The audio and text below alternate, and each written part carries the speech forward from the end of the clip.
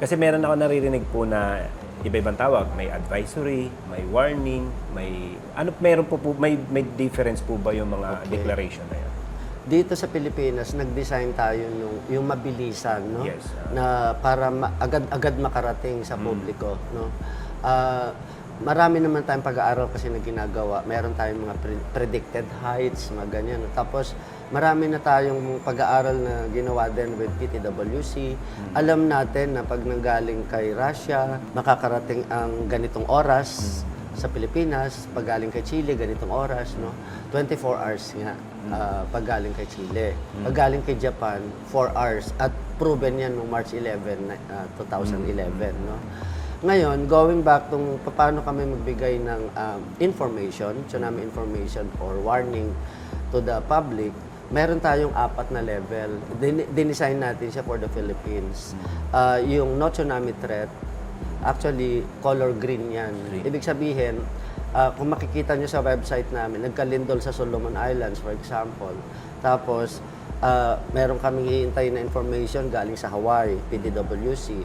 Tapos, pagka na-analyze na namin all those data, mag-i-issue kami ng no tsunami threat so that it will not cause any panic to the Filipino. No? Tapos, sumunod ay yung yellow o yung tinatawag nating we are going to observe yung pagbabago sa ano. Ibig sabihin, close to in between siya ng no tsunami threat o baka may paggalaw ng karagatan.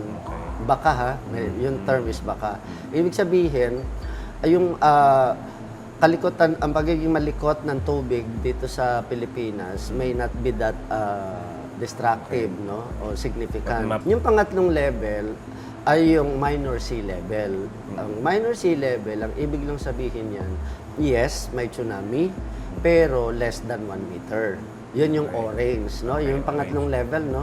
Itong tatlo na to are all cold advisories. Okay. Ngayon, pagka sure kami na ang tsunami ay 1 meter and above, warning agad na ibibigay natin yan. Okay. Wala tayong itinataas, wala tayong ibinababa. Ano? Kung ano lang yung ibigay, yun.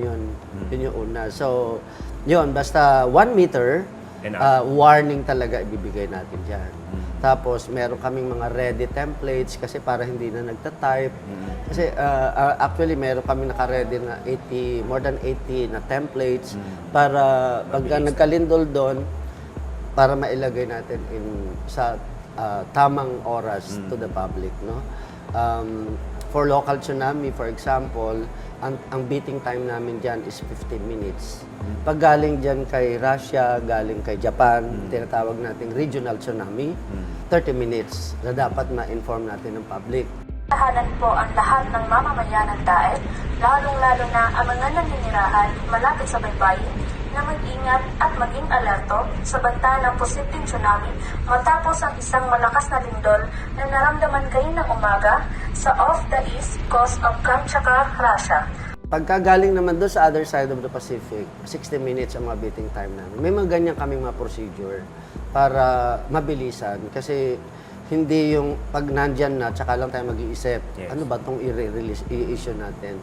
Kumbaga, marami tayong practice dyan, together with the international communities po, na related din, doing the same thing, like PTWC, Northwestern Pacific, na nakabase sa Japan, mga ganun, no?